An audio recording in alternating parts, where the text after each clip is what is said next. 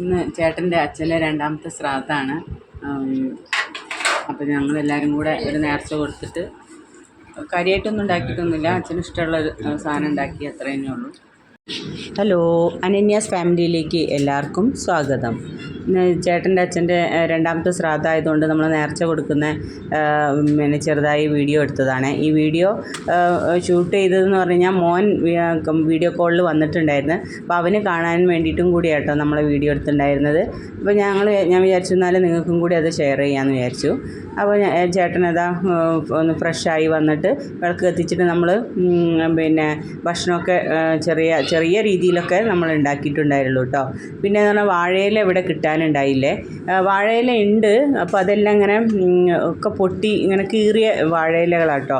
അപ്പോൾ ഞാൻ നമുക്ക് വാഴയില വേണമല്ലോ, അപ്പോൾ ചെറിയൊരു കഷ്ണം കിട്ടിയുള്ളൂ എന്ന് പറഞ്ഞു. അങ്ങനെ ഞാൻ പേപ്പർ വാഴയില ഇവിടെ ഉണ്ടായിരുന്നു. അപ്പോൾ അതിൻ്റെ മേലെയാണ് ഞാൻ നമ്മുടെ വാഴയില വെച്ചത്. എന്നിട്ട് ഞാൻ പത്തിരിയും ചിക്കൻ കറിയൊക്കെ ആയിരുന്നു കേട്ടോ ഉണ്ടാക്കിയത്. അപ്പോൾ ഞാനത് പിന്നെ നേർച്ച കൊടുക്കാൻ വേണ്ടിയിട്ട് വെച്ചു.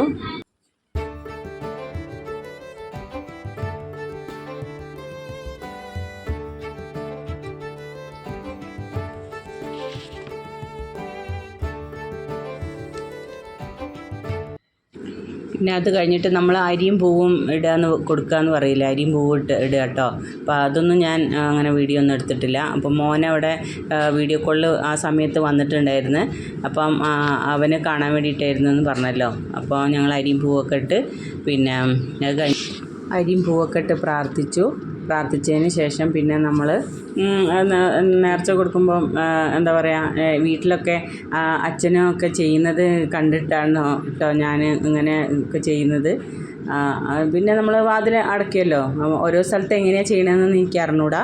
ഞങ്ങളുടെ വീട്ടിൽ ഇങ്ങനെയൊക്കെയാണ് ചെയ്യുക. അപ്പം അതുകൊണ്ട് ഞാനും അങ്ങനെ വീട്ടിൽ കണ്ട രീതിക്കനുസരിച്ചാണ് ഞാനിവിടെ ചെയ്തത് കേട്ടോ.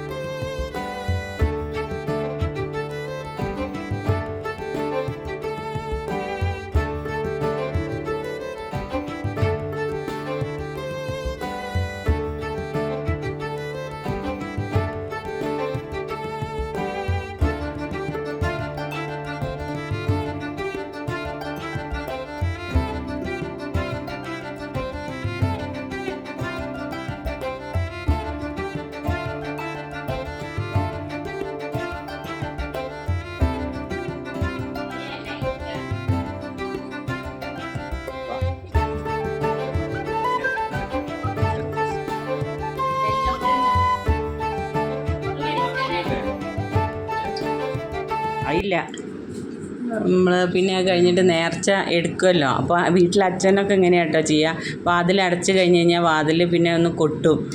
3 പ്രാവശ്യം കൊട്ടിയിട്ടാണ് വാതിൽ തുറക്കാവൂന്നൊക്കെ അച്ഛൻ പറയണേ ഞാൻ കേട്ടിട്ടുണ്ട്. അപ്പോൾ അതേമാതിരി ഞാൻ ചേട്ടനോട് അങ്ങനെയൊക്കെ ചെയ്യാൻ വേണ്ടിയിട്ട് പറഞ്ഞതാണേ. അതാണ് അങ്ങനെ വാതിൽ കൊട്ടുന്നത്. പിന്നെ നമ്മളെല്ലാവരും കൂടെ ഇരുന്നിട്ട് ഭക്ഷണം കഴിച്ചു.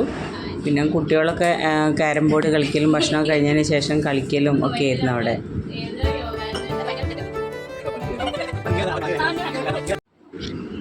ഈ ചെറിയ വീഡിയോ ഇത്രയൊക്കെ ഉള്ളൂ കേട്ടോ. എല്ലാവർക്കും ഇഷ്ടപ്പെട്ട കമൻറ്റും ഷെയറൊക്കെ ചെയ്യാൻ മറക്കരുതേ. Thank you.